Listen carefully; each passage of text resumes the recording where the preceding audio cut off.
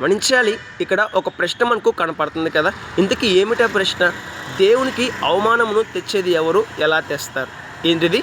దేవునికి అవమానమును తెచ్చేది ఎవరు, ఎలా తెస్తారు? ఈ ప్రశ్నకు సమాధానం, దేవునికి అవమానమును తెచ్చేది దేవుని బిడ్డలుగా పిలువబడుతూ పాపమును చేసేవారే దేవునికి అవమానం తెస్తారండి. ఎలా తెస్తారు?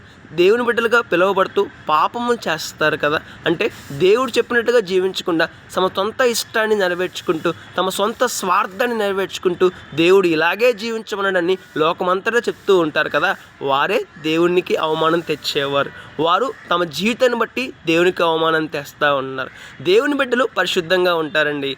దేవుని బిడ్డలు నీతిమంతులుగా ఉంటారండి. దేవుని బిడ్డలు యథార్థంగా ఉంటారండి. వారి జీవితం, వారి ప్రవర్తన, వారి ఆలోచనలు, వారి యొక్క చూపులు, వారి సమస్త విషయమైన ప్రవర్తనలు దేవుడు మెచ్చినట్లుగానే ఉంటాయి. లోకానికి ఒక మాదిరిగానే ఉంటాయి, కానీ దేవునికి అవమానం తెచ్చేలా ఉండవండి. అయితే చాలామంది దేవుని బిడ్డలు దేవుని నామానికి అవమానాన్ని తీసుకొస్తూ ఉన్నారు. వారి సొంత స్వార్థాన్ని నెరవేర్చుకుంటూ, వారి సొంత ఇష్టాన్ని నెరవేర్చుకుంటూ దేవుని నామానికి అవమానాన్ని తీసుకొస్తూ ఉన్నారు. దేవుడు ఇలాగే జీవించమని అన్నట్లుగా లోకానికి ప్రేరేపణిస్తూ ఉంటారు. గమనించాలి. దేవుని బిడ్డలు పరిశుద్ధంగా ఉంటారు. దేవుని బిడ్డలు నీతిగా జీవిస్తారు. దేవుని బిడ్డలు నిజాయితీగా జీవిస్తారు. దేవుని బిడ్డలు పరిశుద్ధంగా జీవిస్తారు. దేవుడి బిడ్డలు యథార్థంగా జీవిస్తారండి. అలా కాకుండా తమ సొంత ఇష్టాన్ని నెరవేర్చుకుంటూ దేవుడు ఇలాగే జీవించమనడం చెప్తే దేవునికి అవమానం తెచ్చినట్లు. గమనించాలి. దేవునికి అవమానం తెచ్చే జీవితము రేపటి దిన నష్టపోయే ప్రమాదం ఉందండి. ఎప్పటికైనా మన జీవితాన్ని మార్చుకుందాం. దేవుని వాక్యం ఏమని బోధిస్తుంది, మనం ఏ విధంగా జీవిస్తున్నామో పరిశీలన చేసుకుందాం, పరీక్షించుకుందాం, సరి చేసుకుందాం, బాగు చేసుకుందాం.